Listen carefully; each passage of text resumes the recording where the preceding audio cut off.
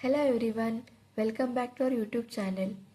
I hope you are preparing well for your AI examination. Today we are going to discuss important questions from Module 4. I hope you have watched important questions from Module 1, 2 and 3. Let us go through the important questions from Module 4. These are very important questions. Don't skip any of these questions. You will get a very good marks by reading all these questions perfectly. Question number 1. List the drawbacks of propositional logic. Explain the syntax and semantics in first order logic. Question number 2.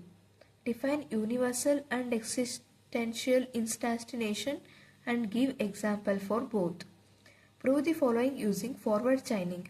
As per the law, it is a crime for an American to sell weapons to hostile nations. Country E, an enemy of America, has some missiles and all the missiles were sold to it by Solon, who is an American citizen. Prove that Solon's criminal. Question number 3. Explain the following with respect to the first order logic. Assertion and queries in first order logic, the kinship domain, numbers, sets and lists. Question number 4. Considering the digital circuit example, illustrate the 7 steps in knowledge engineering process.